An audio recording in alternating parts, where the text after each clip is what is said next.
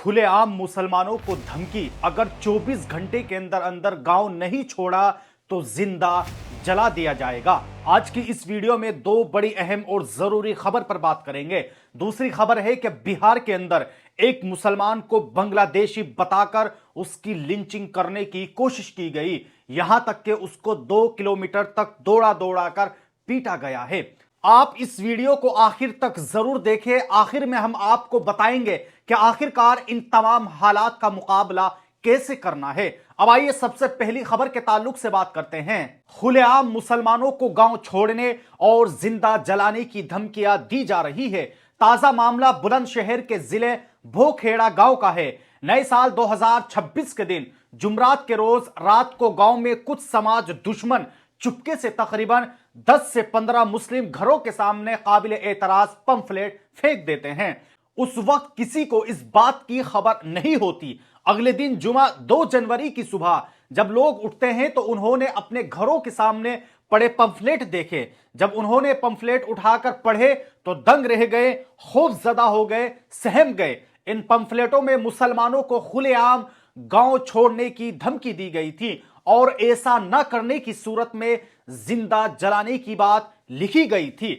Pamphlet में कहा गया था कि तमाम कठमुल्ले 24 घंटे के अंदर गांव खाली कर दे वरना उन्हें जिंदा जला दिया जाएगा। पंफलेट पर कट्टर सनाती विक्रम का नाम लिखा हुआ था। आप खुद सुनिए कि वहां के लोगों का इस ताल्लुक से क्या कुछ कहना है। तुम यहीं की रहने वाली हो? यहीं के रहने वाले हैं। अच्छा, तो क्या मामला है, क्या हुआ आज? देखो जी, हम तो जब उठे हैं सुबह तो हमारे पेट पे पर्चा पड़ी है। तो हमने देखे ये क्या चीज है। फिर हमने औरन से इंक्वायरी करी तो हमारे सगले जितने भी घर हैं, हमारे 14-15 घर हैं, सबके हमारे घर पे पड़े हुए थे। अच्छा अच्छा। और किसी के पे नहीं है, और भी घर हैं यहाँ तो के गुजर के, और किसी का नहीं है, हमारे ही है। अच्छा अच्छा। तो कुछ किसी पे कोई मतलब लग रहा है कि तुम्हें कोई आया जब पता चली हो? नहीं तुम्हें नहीं कुछ? नहीं। अच्छा, ऐसा कुछ पता ऐसा कुछ नहीं पता पड़ा। अच्छा। इत्तिला मिलने पर पुलिस मौके पर पहुंची और काबिल एतराज पंफलेट अपनी तहवील में लिए। गांव वालों ने बताया कि भोखेड़ा गांव गुज्जर अक्सरियत में है, जहां मुस्लिम बिरादरी के 1 दर्जन से ज्यादा घर मौजूद है। कोतवाली इंस्पेक्टर अनिल कुमार शाही ने बताया कि मामला उनके इल्म में है और उसकी जांच की जा रही है। जांच मुकम्मल होने के बाद आगे की कानूनी कार्रवाई की जाएगी।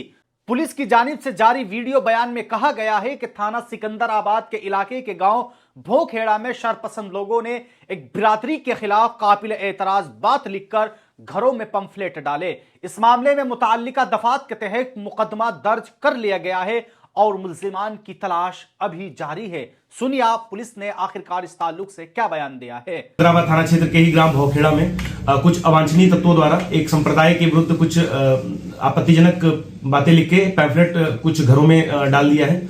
इसका त्वरित संज्ञान लेते हुए पुलिस द्वारा इस पूरे प्रकरण में अभियोग पंजीकृत किया गया है। इसकी गहनता से जांच की जा रही है। उत्तर प्रदेश में मुसलमानों के खिलाफ नफरत का यह पहला मामला नहीं है। हाल ही में गाजियाबाद में कुछ नामो निहाद हिंदू तंजीमों की जानिब से आम लोगों में तलवार तकसीम की गई, जिसकी वीडियो बगैर किसी खौफ के सोशल मीडिया पर वायरल की गई। जब इस मामले पर लोगों ने आवाज उठाई तो पुलिस ने तकरीबन 10 अफराद को गिरफ्तार किया। ताहम इस मुहिम का मरकजी मुलजिम अभी तक फरार है। गाजियाबाद में तलवार बांटने के बाद आप खुद देखिए कि किस तरह हिंदू रक्षा दल का यह नेता रोता हुआ नजर आ रहा है। प्रशासन हिंदू रक्षा दल के कार्यकर्ताओं पर कार्रवाई कर रहा है, लेकिन मैं सभी अपने हिंदू भाइयों से बताना चाहता हूं, आप लोग एक बात समझ लेना, ये गुरु गोविंद सिंह जी की फौज है, ये पीछे हटने वाली नहीं है। कितना भी प्रताड़ित करो, कितना भी हमारा शोषण करो, कोई परेशानी नहीं है। इस मामले पर आजाद समाज पार्टी के सदर चंद्रशेखर आजाद ने भी बयान दिया है और ये बात कही है कि आज मुल्क में क्या हो रहा है।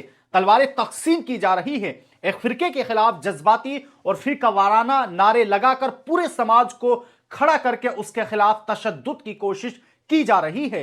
लोगों को भड़काया जा रहा है, लेकिन बहरी गुंगी हुकूमत को कुछ नजर नहीं आ रहा है।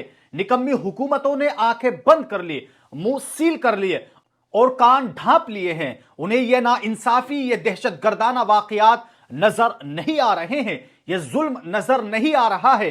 फिरकावारियत को बढ़ावा देने वाले ये गुंडे नजर नहीं आ रहे हैं, जिनकी वजह से कल किसी भी रियासत, किसी भी जिला या किसी भी शहर में कोई बड़ा वाकया पेश आ सकता है। सुनिए चंद्रशेखर आजाद को।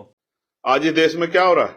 तलवारें बांटी जा रही। एक संप्रदाय के खिलाफ जज्बाती नारे लगा के, सांप्रदायिक नारे लगा के उस पूरे समाज खड़े करके उसके साथ हिंसा की जो है कोशिशें की जा रही, लोगों को भड़काया जा रहा है। लेकिन बैरी गूंगी सरकार को नहीं दिख रहा है, निकम्मी सरकारों को नहीं दिख रहा है। उन्होंने आंखें बंद कर ली है, उन्होंने मुंह सुन लिए, उन्होंने कान पर कैप ढक ली है। उनको ये अन्याय, ये आतंकवादी घटनाएं नहीं दिख रही, ये जुल्म नहीं दिख रहा है, संप्रदाय की तरफ बढ़ावा देने वाले ये गुंडे नहीं दिख रहे, जिनकी वजह से कल ना जाने कितनी बड़ी घटना जो है किसी भी राज्य में, किसी भी जिले में, किसी भी प्रदेश में जो है घट सकती है, किसी भी शहर में। ये अपराधी आतंकवादी नहीं दिख रहे हैं, जातंकवादी नहीं दिख रहे हैं उस सरकार।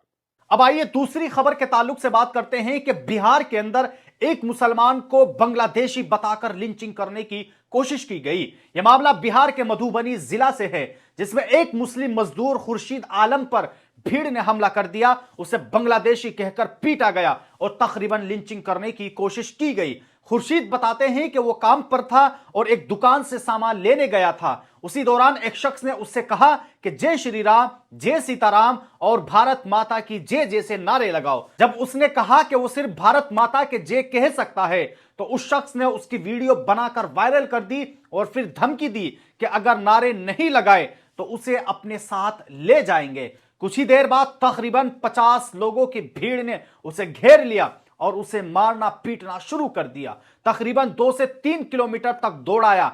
भीड़ ने उससे कहा कि वो उसे एक काली मंदिर में ले जाकर कुर्बान कर देंगे। यह वाकया मॉब लिंचिंग का एक वाज़ेह जिंदा सबूत है कि इस हमले की वजह यह भी बताई जा रही है कि भीड़ ने उसे बांग्लादेशी करार दिया और मजहब के नाम पर उसे दबाव डाला। यह वही जहनियत है जिसमें किसी शख्स की शनाख्त, बिरादरी और मजहब की बुनियाद पर उस पर हमला किया जाता है।